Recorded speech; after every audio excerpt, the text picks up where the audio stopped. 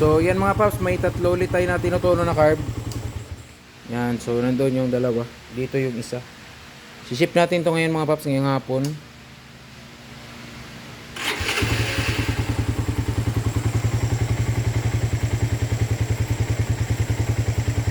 Yan. Ito mga paps, pinatakbo na natin to, tapos pinipino na lang natin yung minor.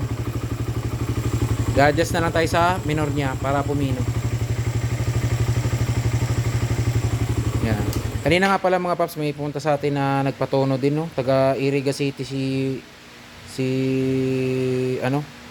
Paps.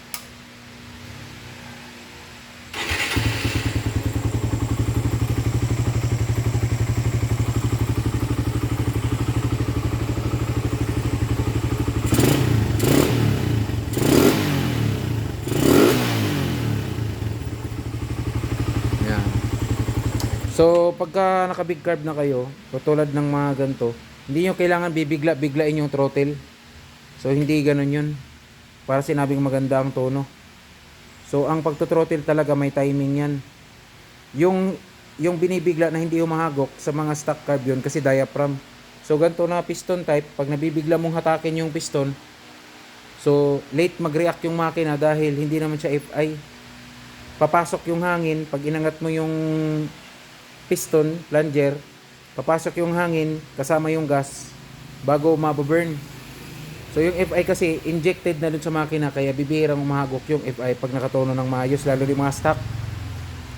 So yung mga binibigla-bigla ng pang ganon umahagok-hagok, so hindi po ganon mga paps, no? So yan.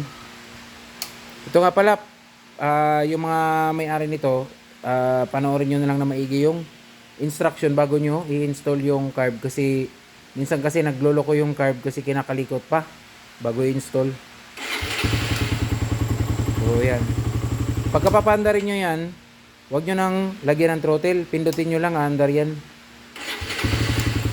Kung hindi man siya andar agad, dito nyo adjustin sa dilaw sa may air screw, tasan nyo rin bali pa kanan ng pihit. So kaya kailangan panoorin nyo yung sinisend natin na instruction. So yan, walang daya yan mga paps, no? Hindi pwede yung gaganyan-ganyan ninyo yung throttle o gaganyan-ganyan ninyo yung cable, sasabihin nyo ay humahagok. Kahagok talaga yan mga paps. So hindi ganun mag-ano. Hindi naman kailangan yung gagaganyan ninyo yung motor nyo. Hindi naman siguro kayo kumakarera, hindi naman kayo bumibitaw sa drag race. So para saan pat gaganyan-ganyan ninyo yung ano nyo para sabihin lang na hindi humahagok. Hahagok talaga yan. Hahagok talaga yan mga paps, no? So hindi ganun. Pag naka-big carb, lalo na yung mga ganto, ito mga pang daily use lang to. Kaya pag ginaganyan nyo, hahagok talaga yan. Pero kapag yung makina nyo, halimbawa, naka 25G yung makina nyo, upgraded na, tapos yung mga big carb, mga flat, kung race engine na yung makina nyo, nakatono dun sa carb na sinalpak nyo, kahit gano'ng kalaki, kahit bibigla-biglain nyo yan, hindi yan nahagok. Bakit? Kasi nakatono yun pang kare-karera, pang laro-laro. So ganito yung mga motor natin, stock lang. Hindi naman yan dapat bibigla-biglain mong ganyan. So timing yan mga paps, yung pagtothrottle. Kasi may nagsisend kasi sa atin ng video na, Paps, bakit ito mahagok pag ginagaganyan-ganyan? Sabi ko, hindi mo naman kailangan bibigla-biglain yung throttle. So anong point mo na bibigla-biglain mo yung throttle para sabihin lang na hindi humahagok? So hindi po ganoon mga paps, no? Lalo ganito. Itong carb na to, lagi ko sinasabi, pang daily use. Kung sira na yung carb mo na stock, ito yung magandang pamalit. Diba? Pamalit to. Ito yung pinakamagandang pamalit. Hindi nagkakalayo yung konsumo sa stock carb. Bakit? Kasi nakatono.